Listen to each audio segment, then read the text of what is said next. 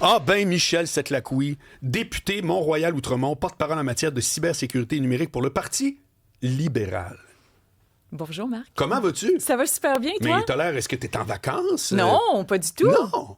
J'ai pris quand même tu quelques rayonnes. jours. C'est gentil. Oui. J'ai pris quelques jours de repos. OK. Et là, je suis prête. Bon. Je suis sur le terrain. Je suis contente d'être avec toi ce matin. Ben, Puis évidemment, pareillement. les prochaines semaines, les prochains mois seront très occupés. Oui. Alors, écoute, 2 sujets. D'abord, Santé Québec poursuivi pour contrefaçon informatique. Puis après, je veux t'entendre sur les élections qui s'en viennent, les défis que, dans ton comté, peu importe, circonscription, soyons précis. Donc, c'est les 2 sujets qui m'intéressent. Santé Québec poursuivi pour contrefaçon informatique. J'ai lu le truc, mais je te demande de me le résumer, là, tout ce qui se passe avec le logiciel de la compagnie Patel, etc.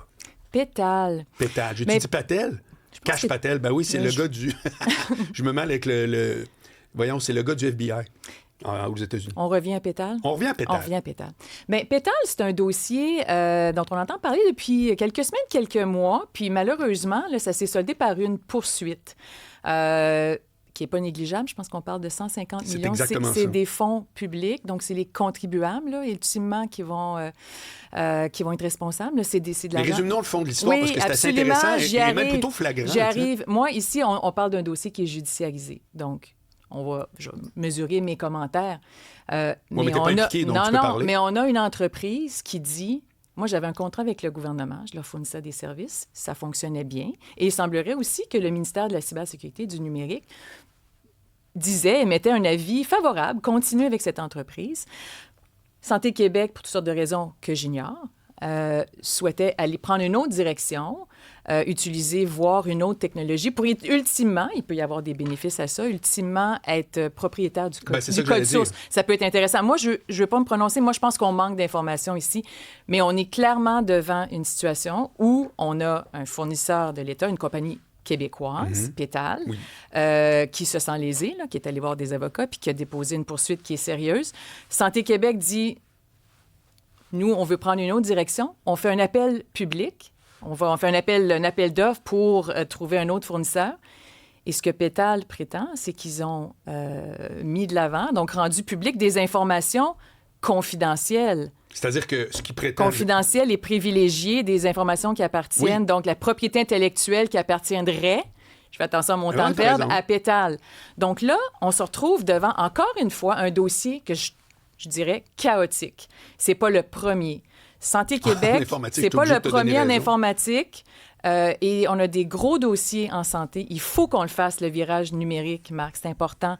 Donc, Pétale s'ajoute à d'autres dossiers problématiques. Je pense que c'est comme ça qu'il faut le voir, sans statuer sur qui a raison. Est-ce que Santé Québec a raison de vouloir aller voir ailleurs?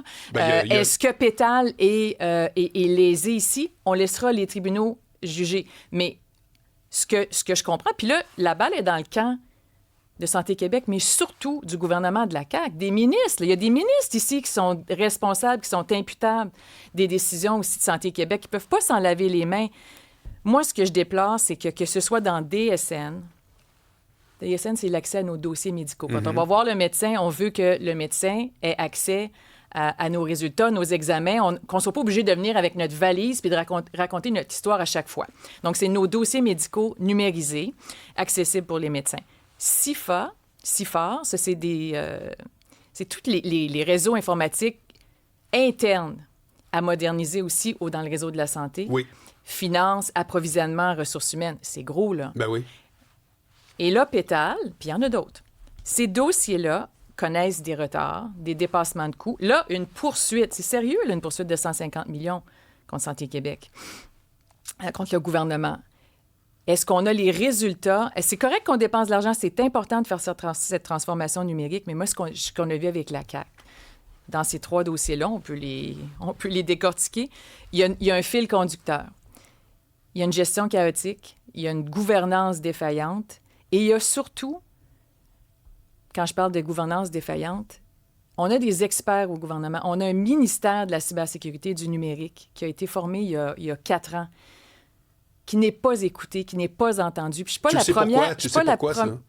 Je suis pas la première à le dire. Regardez, il y a un ministre caquiste qui a quitté puis qui a dit, qui a émis ses frustrations dans l'espace public. Tu parles de qui? C'est qui? Ben, c'est le ministre Bélanger. Puis Éric Kerr aussi a fait valoir ses frustrations.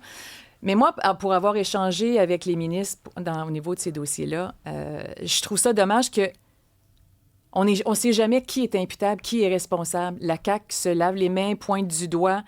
On dirait qu'ils ne sont pas capables de travailler ensemble de façon cohérente. Si le ministère de la cybersécurité et du numérique émet un avis, qui soit favorable ou défavorable, parce que c'est la loi qui l'exige, des questions de gouvernance, quand on a un dossier d'affaires étoffé, qu'on fait monter dans l'appareil au Conseil des ministres, bien, ça prend aussi, avant de dégager les fonds, ça prend l'avis du DPI, le dirigeant principal de l'information, qui est au sein du MCN, favorable, défavorable, mais il y a eu des instances, donc les dossiers qu'on vient de mentionner, où le gouvernement n'a pas écouté l'avis. Dans SIFA, il y a eu plusieurs avertissements négatifs. Arrêtez ce dossier-là. C'est pas des petits dossiers. Là. Moi, je me dis, même si les montants étaient plus petits, ce serait quand même important. Mais là, on parle de centaines de millions. As-tu accès à ces rapports-là? Moi, je demande d'avoir accès. J'ai demandé, mon Dieu... commission parlementaire spéciale. J'ai même demandé que le vérificateur général se penche sur le dossier DSN. Ils avancent dans ces dossiers-là, malgré des avis défavorables. On a même entendu la nouvelle ministre Duranceau dire durant l'échange de crédit, elle m'a dit, la dernière injection de fonds de près de 100 millions, parce qu'ils avaient oublié de prévoir la formation, le dossier d'affaires n'a pas été déposé de façon complète avec l'avis du DPI. Elle a dit que ça n'a pas été fait selon les règles de l'art. Alors moi, je demande, oui, les avis, les audits, parce que dans certains dossiers importants, substantiels, il y a des audits qui sont faits par le MCN. C'est quoi le MCN?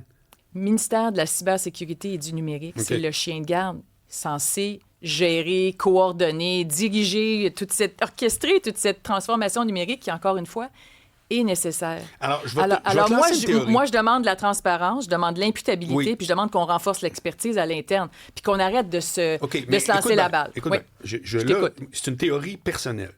C'est la première fois que je vais le dire. Par définition, quand quelqu'un est nommé ministre, il n'est pas, par définition, tout le temps, un expert du domaine pour lequel il va être ministre. Tu es d'accord avec moi? Je suis d'accord. Bon. Puis je crois pas que c'est nécessaire. Moi non plus. Bon, parfait. On s'entend. Mais ça se peut-tu qu'en informatique, ce soit pas vrai? Ça se peut-tu que quand tu tombes ministre du Transport, qu'à quelque part, ton rôle, ben ça va être les grandes orientations, etc. Puis tu vas faire affaire des experts, tout ce que tu me dis. Mais ça se peut-tu que la technicalité du monde informatique fasse en sorte que si t'es pas quelqu'un qui connaît ça... Mais Marc, la gestion, le suivi des dossiers, c'est pas là où la ministre... Puis d'ailleurs, à ta question, est-ce qu'Éric Kerr, il n'y avait pas une certaine expertise en la matière? Oui. Où est-ce que ça nous a mené, ça? Moi, ce que je pense, c'est que ça prend un bon leader. Non, moi, j'y ai pensé aussi à ça, puis je me suis dit, y a-tu quelqu'un au privé en ce moment qui va venir, qu'on va aller recruter, puis qui va devenir ministre de la cybersécurité et du numérique?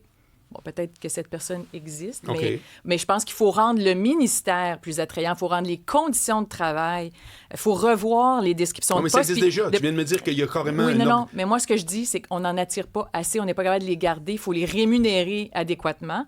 Donc, moi, je pense pas que le ministre doit être un expert. C'est pas le ministre qui fait le suivi serré, la gestion dont on a besoin. Mais s'il comprend pas ce que les autres disent... Il doit comprendre. Il doit montrer, Marc, du leadership.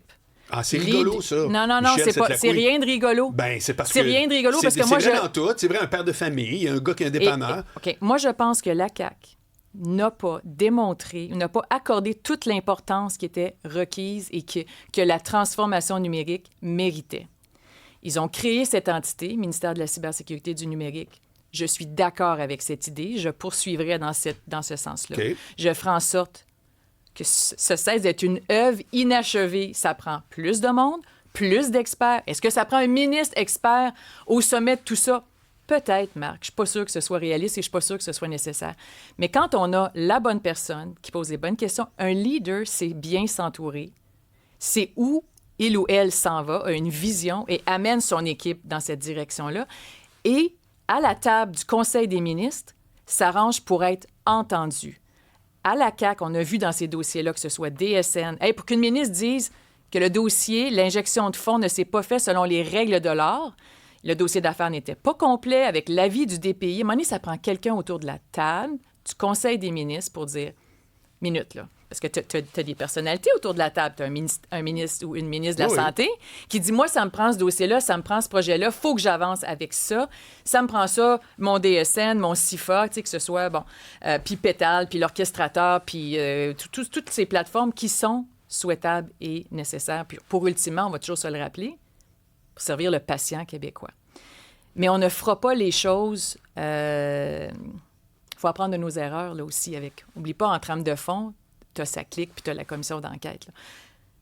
Puis le juge Galland qui a sorti des recommandations. Il faut s'assurer autour de la table qu'on fasse les choses. C'est la moindre des choses. Selon les règles de l'art, c'est des fonds publics substantiels. Mais, alors, ça prend des dossiers d'affaires, des avis de ce DPI, dirigeant principal de l'information, et il faut que cette personne, cette entité, soit entendue et écoutée.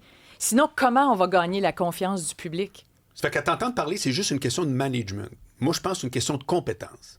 C'est que du monde, à quelque part... Le système ne permet pas de placer le bon monde à la bonne place. C'est ça, moi, mon hypothèse. Je pense qu'on dit la même chose. Non. Okay. Toi, tu parles de méthodologie, tu parles de comportement. Ça prend de la compétence, c'est sûr. À l'interne. Moi, on va y aller, sa compétence. J'en vois ailleurs. Je comprends Moi, je suis plus dans, la gouvernance, puis on a des lois sur la gestion des projets informatiques. C'est pas comme si on n'avait pas... Sur papier, là, on a cette gouvernance. T'es sûr que déjà là, ça va comme du monde? Parce que sur papier, l'organisation, tu penses que ça, déjà, ça marche? Sur des projets de loi et j'ai voté pour, j'ai recommandé à mon caucus de voter pour. Je me suis dit, mais est-ce que tout ça est respecté? Est-ce que tout ça est suivi à la lettre? Est-ce qu'on peut l'améliorer? Sûrement. Mais il faut qu'il y ait, tu as raison, au niveau de la compétence puis de l'expertise. Puis c'est d'ailleurs, quand j'ai sorti, moi, des propositions, je ne voulais pas juste critiquer. Si on prend le pouvoir, nous, les libéraux, cet automne, ça ne va pas tout se régler comme par magie. Là. Ça va continuer d'être un défi, la transformation numérique. On va continuer d'utiliser des firmes externes. Je ne dis pas qu'on va complètement rompre cette dépendance. Donc, qu'est-ce qu'on va faire? On va miser sur l'expertise. Donc, expertise, plus de compétences, plus de personnes à l'interne pour poser les bonnes questions, pour s'assurer aussi qu'on signe des contrats qui soient adéquat, qui soit favorable pour le gouvernement, qu'il y ait des conditions favorables, qu'il n'y ait pas trop de dépendance, que ce ne soit pas trop sur le long terme non plus. Est-ce qu'on peut exécuter aussi les projets en phase, par étapes? La technologie évolue tellement vite. Donc oui, plus de compétences à l'interne. J'ai même dit qu'il faut travailler au niveau du Trésor, au niveau de ses postes, pour augmenter la rémunération, les conditions de travail, etc., pour qu'on puisse attirer plus de gens du privé puis les garder dans l'appareil gouvernemental. Je ne dis pas qu'il n'y a personne de compétent, mais il n'y en a pas suffisamment pour suivre ces projets-là. Il nous reste 2 minutes. Ça va trop vite. Je le sais. Tu t'attends à quoi pour les élections? Qu'est-ce que tu t'attends? Toi, tu te représentes là, dans Westmount? Mont-Royal-Outremont. Mont-Royal-Outremont? Pourquoi j'ai dit Westmount? Ah, c'est ta collègue Jennifer. C'est ma collègue Jennifer. Exact. Ben, c'est des comtés de l'île de Montréal. Mais tu t'attends à quoi? Quel genre de campagne tu penses qui s'en vient? Je dirais, ma réponse est en deux temps. Là. Évidemment, dans Mont-Royal-Outremont, je vais faire du terrain. Ça devrait bien se passer. Mais toi, tu es dans une circonscription où les gens ont besoin de rien. Ah, c'est tellement faux, ça, Marc. Mont-Royal, Outremont, Côte-des-Neiges. Comme n'importe... Faut pas l'oublier, là, j'ai le secteur Côte-des-Neiges que je partage avec disons que c'est un autre bout, ça, je suis bien d'accord avec toi. C'est un autre monde. Donc, comme n'importe quel quartier à Montréal, c'est pas hétérogène, là. C'est pas homogène, c'est-à-dire c'est hétérogène. Il y a des gens qui viennent de différents horizons, qui ont différents parcours de vie. Il y a énormément de nouveaux arrivants. Il y a énormément de défis. C'est pas vrai de dire qu'à Montréal... Non, je parlais de Outremont puis Montréal. Je ne dirais pas le contraire. C'est une belle circonscription. Il y a de la revenons-en. Quel genre revenons-en. Donc, sur le terrain, dans Mont-Royal-Outremont, je serai présente avec mon équipe. Je vais faire une campagne active. Pas ça, je te demande. Qu'est-ce que tu penses que ça va être la campagne en termes... Mais oui, au national... que ça va s'engueuler en furieux? T'as-tu l'impression que ça va être fair game? T'as-tu l'impression que ça va être qui tes principaux adversaires? Je ne veux pas savoir que tu vas aller au porte-à-porte. Moi, ce qui m'intéresse, là, c'est la campagne nationale. Je pense que le Charles Milliard et l'équipe libérale a quelque chose d'extraordinaire à proposer, une autre façon. Quand est-ce que vous allez dire cette pour le Québec, Quand est-ce que vous allez dire cette façon formidable? Ça s'en vient. Quand on dit qu'on est le parti de l'économie, il faut l'incarner. D'ailleurs, on a un candidat qui va être confirmé cet après-midi. Tu Leblanc? Le Parti québécois a son livre bleu et veut parler de souveraineté, d'un référendum. On sait où il loge. Nous, on croit que le Québec va mieux prospérer au sein du Canada. Il faut rester au sein du Canada dans les circonstances actuelles. On va démontrer pourquoi avec des propositions. On pense que le Québec est tellement attrayant. Il faut ouvrir les fenêtres.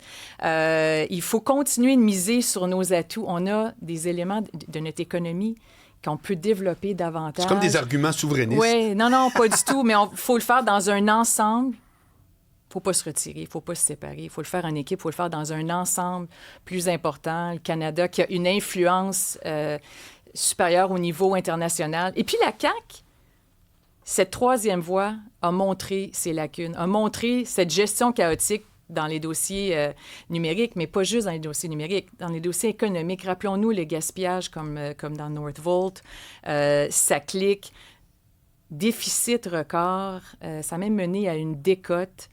Mais surtout, moi, ce que je retiens, c'est qu'une coalition, c'est un regroupement de personnes qui ne pensent pas de la même façon, mais sur des sujets fondamentaux. C'est que tu es en train de me dire que ton adversaire numéro 1, ce ne sera pas le PQ, ça va être la CAQ?